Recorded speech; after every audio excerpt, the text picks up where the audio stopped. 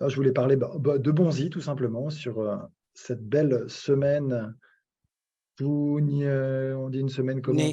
Pounet, Pougnaise? Pounet, Niesque? Pounet. Ouais, Ah, punaisque, Pougnaize, punaisque, ouais. punaisque. Une belle semaine, une belle finale pour commencer. C'est un joueur, alors je sais pas, c'est intéressant que je trouve. Son parcours est intéressant, il est arrivé tardivement et on le sent s'installer de manière même assez durable, on peut l'imaginer, aux alentours là de la 50e place mondiale. C'est un joueur solide, moi, qui me surprend et jusqu'où il pourra aller, c'est la question que je me pose avec son jeu. Moi, je trouve qu'il est assez complet, accrocheur, il bouge bien, c'est un bon contreur, super revers, il progressait au service aussi, bon Ah oui, état il a très, très, très bien servi la semaine dernière. C'était, avec un super état d'esprit, voilà, et un bon staff. C'est un profil intéressant et donc voilà, c'était souligner surtout ce début d'année, cette finale et essayer justement d'avoir un petit focus sur lui en effet, puis on le suivra d'assez près. Un petit parallèle avec, Arthur Hinderknecht puisque, au même moment de la saison l'année dernière, Hinderknecht avait fait aussi sa première finale, perdue contre Kokkinakis au même à Adélaïde, pardon, Adélaïde, pas en ouais. Europe, Adélaïde. Et alors moi j'ai commenté la finale effectivement, face à Griekspoor. C'était 2 joueurs du même âge qui jouaient leur première finale, donc c'était assez intéressant.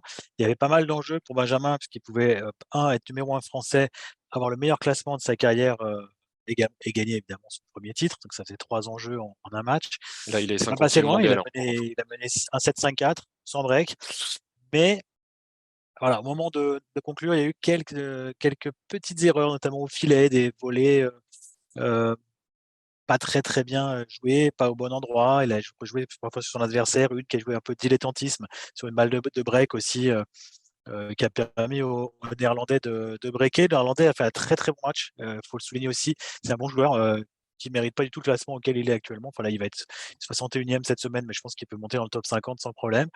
Donc, c'était un bon match, serré. Benjamin a dominé pendant un set et demi, on va dire, et puis, il a moins bien fini et il a d'ailleurs avec beaucoup, beaucoup de sportivité, dit que son adversaire méritait la victoire, ce qui est vrai, parce que c'est vrai que Griekspoor a fait une deuxième partie de match, très, très bonne, mais c'est une bonne semaine. Il a battu de bons joueurs, il a battu quand même 2 têtes de série, je pense c'était des séries 2 et 3, dont 2 Zandschulp en demi-finale qui était tête de série 2 et je crois Krajinovic, tête de série 3. Donc, c'est vraiment une belle semaine. ouais, c'est vrai que c'était dommage cette finale.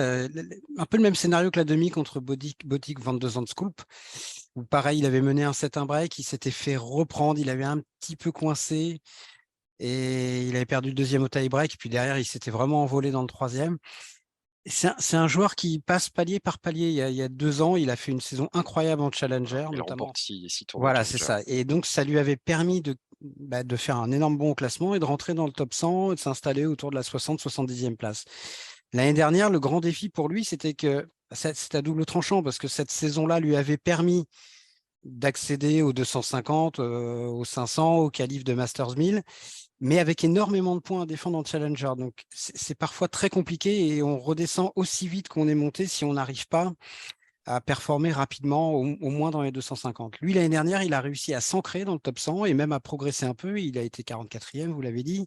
L'objectif qui doit se fixer, je pense maintenant, c'est un joueur qui a perdu énormément de matchs très accrochés l'année dernière. Je pense qu'il lui manque vraiment pas grand-chose pour passer de ce qu'il est aujourd'hui à un vrai bond significatif, peut-être, pourquoi pas même dans le top 20, parce que s'il arrive à gagner davantage ces matchs-là, qui se jouent à une poignée de points, bah, il n'y a rien qui l'interdit de vraiment grimper encore au classement.